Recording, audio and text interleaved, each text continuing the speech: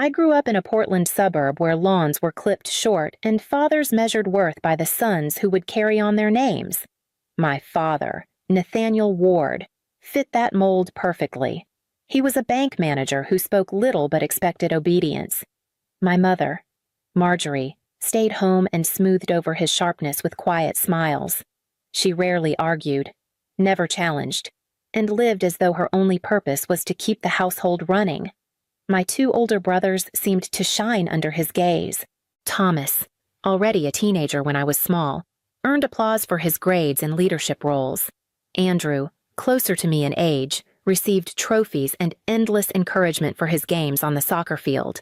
Their victories were celebrated at the dinner table with laughter and praise. My victories report cards with straight A's. Science fair ribbons were acknowledged with a nod before the conversation turned back to the boys. I tried to match them. I studied harder, ran faster, even begged for toy trucks instead of dolls, thinking maybe my father would notice. But approval never came. My mother's answer was to teach me to cook, to fold laundry just so, to keep a house in order.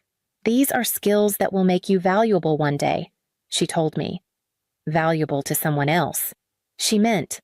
When my mother became pregnant again, my father declared with certainty that the baby would be a boy. He painted the nursery blue before she was even showing, and when Daniel was born, he treated it as proof of destiny. He posed for photographs, passed out cigars, and called him the family's future. I was 10 years old enough to understand that I had become unnecessary. The morning they told me, the sky over Portland was gray and damp, the kind of weather that usually meant hot chocolate and blankets. Instead, my father cleared his throat over breakfast and announced that I would soon be living with a better family. He spoke as if he were finalizing a transfer at the bank, not discarding his daughter. My mother sat beside him, eyes lowered to her plate, fingers twisting the hem of her apron. At first, I thought it was a punishment, that maybe if I apologized for not being enough too loud, too quiet, too much of a girl, they would change their minds. But their calmness left no room for negotiation. My father gave me until the afternoon to pack. 1 suitcase, he said. Only what's essential. I walked to my room in a daze, staring at the pale pink walls that had never felt truly mine. I opened the closet and stared at rows of dresses, school sweaters, hand-me-downs from cousins. What was essential, I folded 2 changes of clothes, slid in the paperback books I had read until their spines cracked, and tucked my worn stuffed rabbit into the corner. On top, I placed a framed photo from Christmas, the last one before Daniel was born. In it, we looked almost like a family, and I wanted proof that once I belonged. That afternoon, they drove me downtown and parked outside a squat brick building with a faded sign, Family Services. The woman who met us at the door had a clipboard and a tired smile. My father filled out forms briskly, handed over the suitcase, and shook her hand like he was closing a deal. My mother hugged me once, lightly, whispering that I'd understand when I was older. Then they walked away without looking back. That night in the group home, I lay on a narrow cot that smelled of bleach, clutching the photo against my chest. I made a promise to myself in the silence I would never again beg anyone to love me, and I would never forget the day I learned what I was worth. The group home was only the beginning. Within weeks, I was placed in my first foster family, a crowded house on the east side of Portland where 6 other children already shared too little space. The older ones bullied the younger ones, and the foster parents operated more like wardens than caregivers. Meals were quick and loud. Beds crammed into rooms with peeling wallpaper. I learned to keep my head down, to stay quiet, and to vanish into the background where no one could single me out for trouble. When that placement collapsed under its own weight, I was sent to a childless couple in their 40s who spoke gently at first, calling me sweetheart and buying me new shoes.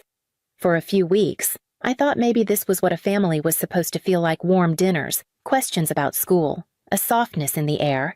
But by the 2nd month, their patience thinned. They wanted a younger child, someone pliable enough to mold into the baby they had never had. At 10, I was already too independent, too scarred, And one morning I was packed up again like an unwanted parcel and sent back to the agency. The next stop was a tidy suburban home with manicured lawns and locked cabinets. The parents were punctual with rules and allowances, but their eyes lingered on the stipend checks more than on the children they took in. I was a line item in their monthly budget, another mouth that earned them money. Their smiles never reached their eyes. And I stopped expecting them to. In those years, my strategy became survival through erasure.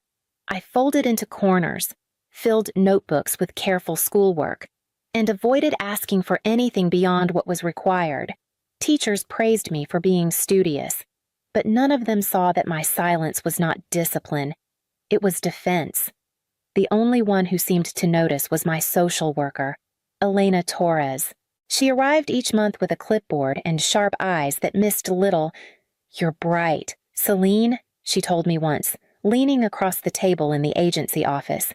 "But you're hiding behind those grades." I didn't answer. I didn't know how to.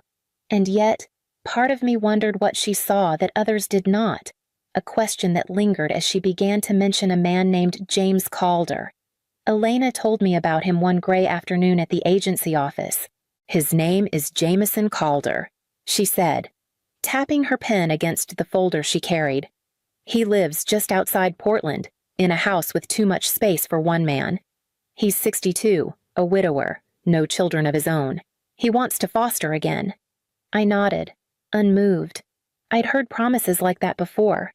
A week later, I sat stiffly in Elena's car as we turned down a tree-lined drive that ended in front of a craftsman-style home with wide eaves and a deep porch. James Calder was already waiting, leaning against the railing with a patience that seemed practiced. He was tall and lean, his silver hair swept neatly back, his eyes a pale blue that met mine without forcing a smile. "Instead," he said, "you must be Celine. I've been hoping to meet you." He didn't ask me to perform. He didn't run through house rules. Instead, he walked me through the rooms, wooden floors polished with care, shelves lined with books, the smell of something faintly herbal simmering in the kitchen. When he opened the door to the room that could be mine, he simply said, "I haven't painted. I thought you might want to choose the colors yourself." No one had ever asked me that before. In the weeks that followed, I tested him with silence. He answered with presence. When nightmares jolted me awake, I found him waiting outside my door with hot chocolate. When I struggled with homework, he sat beside me until the problems made sense. On one Saturday, I found him in the garage, measuring planks of wood. "A bookshelf," he explained. "I figured your books deserved a proper home." It was the small things that began to unravel my defenses, the way he placed my school drawings on the refrigerator, the way he never hurried my words when I finally dared to speak them. At 11, I learned what steadiness looked like. The day the court finalized the adoption, Elena smiled as the judge declared my new name Celine Calder. I held the papers in my hands, but it was James's quiet nod that anchored me. For the first time, permanence felt possible, and the weight of belonging settled over me like a blanket I hadn't known I needed.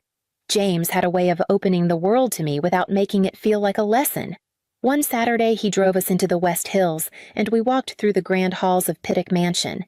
He pointed out the lines of the staircases, the balance of the windows, the way light seemed to follow us from room to room. Another weekend, he led me downtown to Keller Fountain Park, where water cascaded over concrete steps like something both natural and constructed.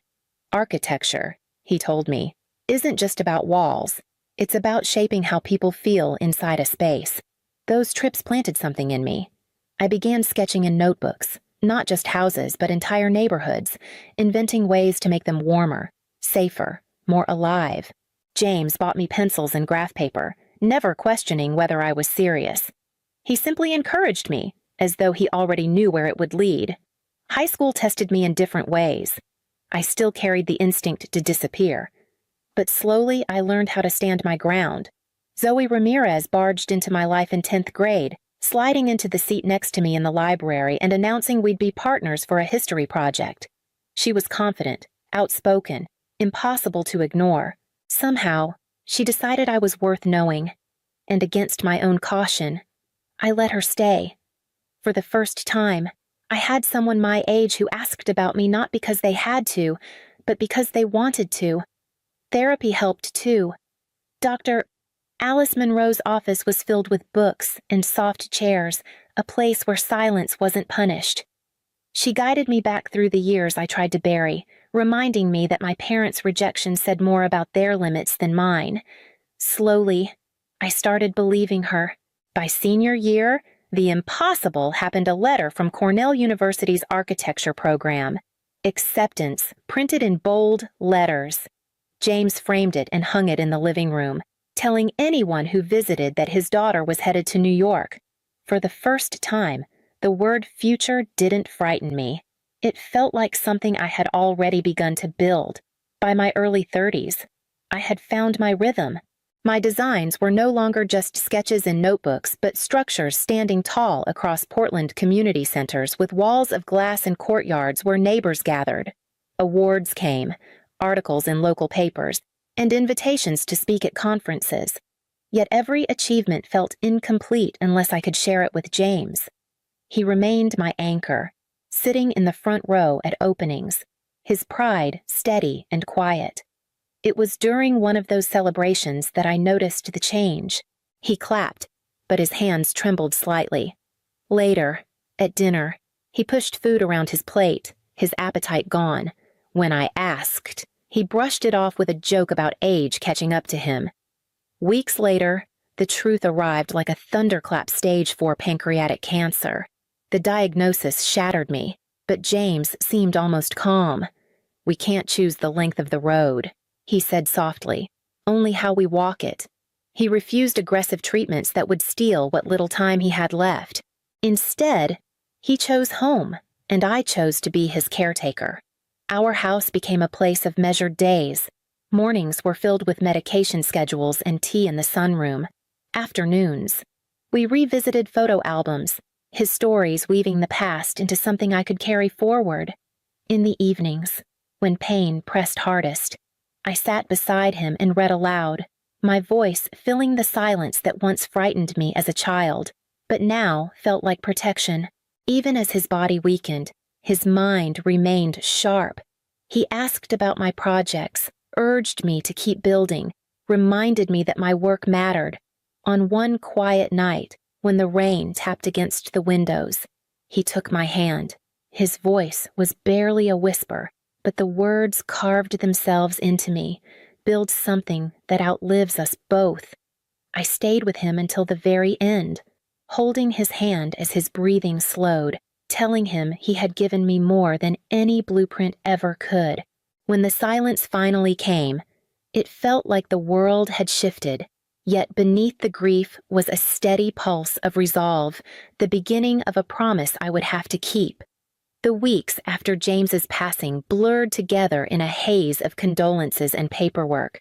I moved through it all as if underwater, every step slowed by grief.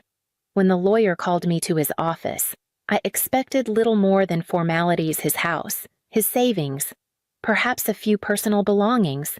What I did not expect was the number written in black ink across the will.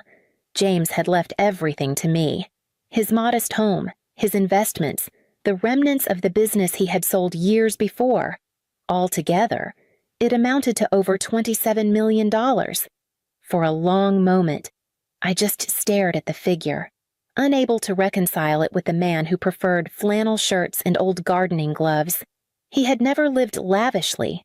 His joys had been found in books, quiet dinners, and my company. To learn he had carried this kind of wealth all along made me realize how little I had ever understood the scale of his sacrifices. He had saved, invested, and protected, and now he was entrusting it all to me. News traveled fast.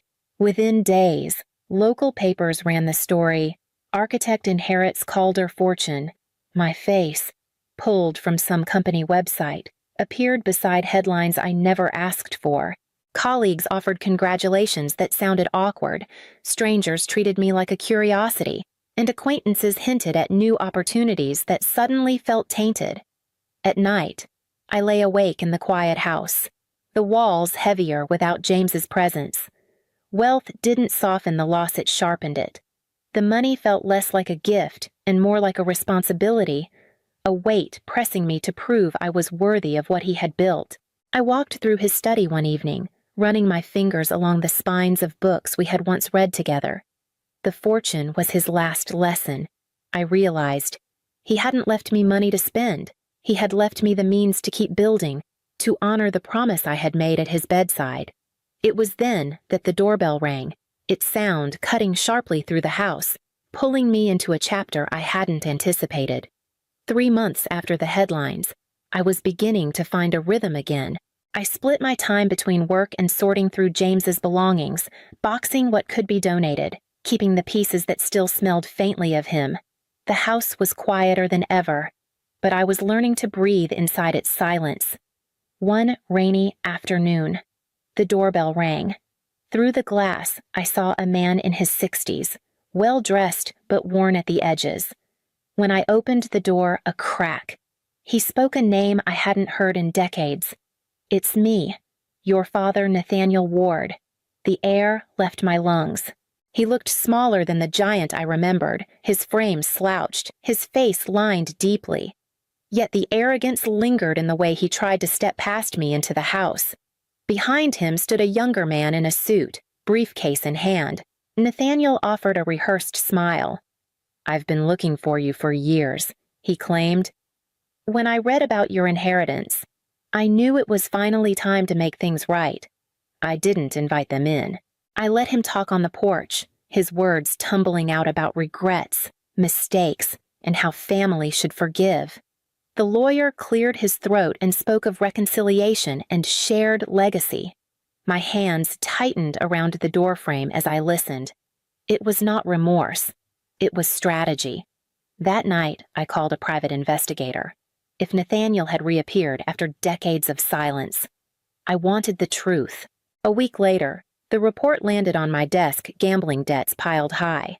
Foreclosure on his last house, jobs abandoned, bridges burned. My brothers, the sons he had once prized, were both estranged. One had cut ties years ago after endless financial demands. The other hadn't spoken to him since college. The image was complete. This was not a man returning to mend bonds. This was a man circling the scent of money. And for the first time since childhood, I felt no need to beg for his approval. When his lawyer called again to request a meeting, I agreed, not to reconcile but to confront. We met in a polished conference room at my lawyer's downtown office. Nathaniel arrived late, swaggering as if the delay were meant to prove his importance. His lawyer set down a worn briefcase, and Nathaniel leaned back in his chair with the air of a man convinced he held the upper hand. "You've done well for yourself," he began, his voice carrying the same sharpness I remembered from childhood. "But blood counts for something. That fortune is part of my legacy, whether you admit it or not." I let him speak, watching as he dressed his demands in words like family and heritage. Then I slid the investigator's report across the table. Pages of debts, foreclosures, and failed schemes lay exposed between us. "You forfeited any claim to me the day you signed those papers," I said evenly. "You never looked for me until money was involved. I owe you nothing." His smile faltered, and for the first time I saw a flicker of the desperation behind the performance. "So, that's it? You're going to turn your back on your own father. I'll offer one thing," I replied. "Rehab funding, nothing more. If you want a future, it won't be through me, it will be through getting help." The lawyer shifted uncomfortably, sensing the meeting had collapsed. Nathaniel's face hardened, but he said nothing more. As I stood to leave, I felt the strange lightness that comes from closing a door that should never have been open. Days later, I received an email from Jason, my middle brother. He had read about the inheritance and recognized my name. His words were hesitant but sincere, an apology for being silent when we were children, for not protecting me when he should have. We agreed to meet for coffee, cautious but willing, the first tentative step toward a bond left unfinished. It was a reminder that some doors, carefully opened, might still lead somewhere worth walking. The idea came slowly at first, like a seed pressing through soil. With James gone and the inheritance heavier than I could carry alone, I knew the money had to mean more than stability for me. It had to be transformed into something that would honor the man who had chosen me when no one else would. That's how the Calder Foundation for Family Futures was born. We built the first project in Portland, 20 units of affordable housing for young adults aging out of foster care, with a community center downstairs and counseling services on site. I walked through the halls before the opening, running my hands along the freshly painted walls, remembering the nights I spent in group homes, desperate for permanence. Now, here was a place designed to give others the belonging I had once been denied. The day of the ribbon cutting, I stood at the podium with the press gathered, my name still new to them but the mission already alive in me. I spoke of James, of the life he had built for me, and of the promise I had made to carry it forward. Family is not blood, I told the crowd, my voice steady. It is choice, commitment, and love. And when we choose each other, we build something stronger than inheritance. We build a future. As the ribbon fell and applause rose around me, I reached for the silver key pendant James had given me years before. It warmed in my hand, no longer just a symbol of a home he opened for me, but of the lives now being opened for others. When fortune and freedom finally land in your hands, which future will you choose to build and for whom?